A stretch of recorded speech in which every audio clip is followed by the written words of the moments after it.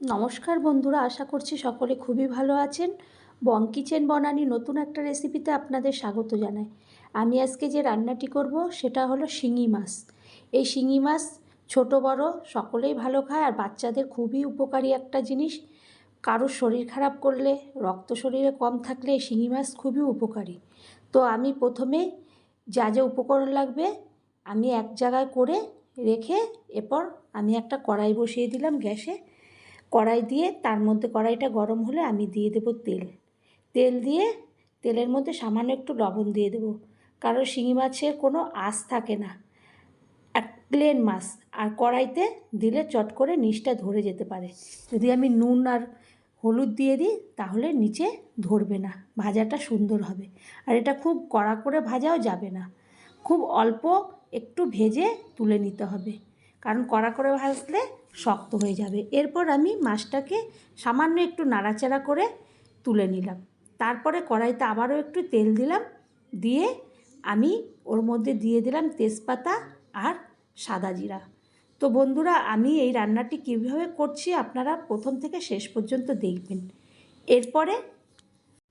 এরপরে আমি একটা বাটির মধ্যে জল নিলাম। জল নিয়ে তার মধ্যে হলুদের গুঁড়ো, জিরের গুঁড়ো, লঙ্কার গুঁড়ো আর লবণ দিয়ে আমি ভালো করে হাত দিয়ে ওটাকে একটুখানি পেস্টের মতন করে নেব হাতে। তাহলে মশলাটা যখন আমি কড়াইতে দেব ওটা দানা দানা থাকবে না, আগে থেকে সব মশলা একবারে ভিজে থাকবে। তো বন্ধুরা, আমার চ্যানেলটি যদি এখনও সাবস্ক্রাইব না করে থাকেন তো প্লিজ সাবস্ক্রাইব করবেন, লাইক শেয়ার কমেন্ট করবেন, পাশে থাকবেন, সাথে থাকবেন। নতুন বন্ধুদের ধন্যবাদ জানাই যারা আমার রান্নায় কমেন্ট করেছেন, আর আমিও আপনাদের পাশে থাকবো। এরপরে জিরা তেজপাতা ফোড়নটা ভালো করে ভাজা হয়ে গেলে আমি ওর মধ্যে দিয়ে দেব আলুটা দিয়ে আমি ভালো করে নাড়াচাড়া করে কষিয়ে নেব। তারপরে আলুটা যখন একটু ভাজা ভাজা হয়ে যাবে আমি ওর মধ্যে দিয়ে দেব কেটে রেখেছিলাম ডুমু ডুমু করে পেঁপেটা। তো পেঁপেটা দিয়ে দেব। এই মাছটা এমনই একটা মাছ, ছোট বড় সকলেই খুব ভালো খায়।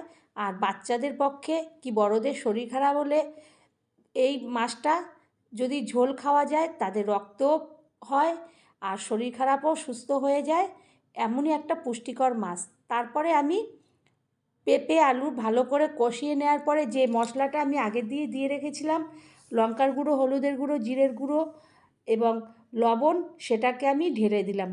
ঢেলে ভালো করে আলু পেঁপের সঙ্গে কষিয়ে নিলাম। যখন মশলার গায়ের থেকে তেল ছাড়বে তখন আমি ওর মধ্যে জল দিয়ে দেব, আর দিয়ে দেব কাঁচা লঙ্কাটা। যখন আমি কষাতে থাকবো সেই সময় কাঁচা লঙ্কাটা দিয়ে দেব।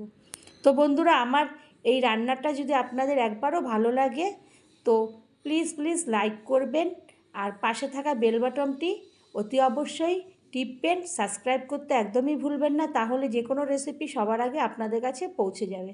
এরপর আমি 10 মিনিট পরে থালাটা তুলে আমি দেখব যে আলুটা সিদ্ধ হয়ে গেছে কিনা, কারণ এখন তো নতুন আলু সিদ্ধ হতে একটু সময় নেয়, আর পেঁপে আছে সেহেতু তাড়াতাড়ি সিদ্ধ হয়ে যাবে। তারপরে দেখব যে হ্যাঁ, সিদ্ধ যখন হয়ে গেছে তখন আমি মাছগুলোকে দিয়ে দেব ঢেলে আবারও ওই আলু পেঁপে ঝোলের সঙ্গে মাছটাকে ভালো করে খুন্তির সাহায্যে মিশাবো।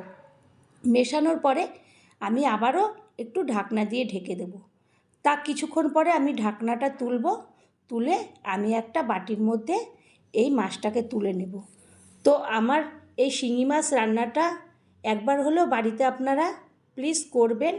আমি যেভাবে করলাম আশা করি সকলে ভালোই খাবে, বাচ্চা বড় সকলে। তো বন্ধুরা, আবারও একটা কোনো নতুন রেসিপিতে দেখা হবে, ততক্ষণের জন্য ধন্যবাদ।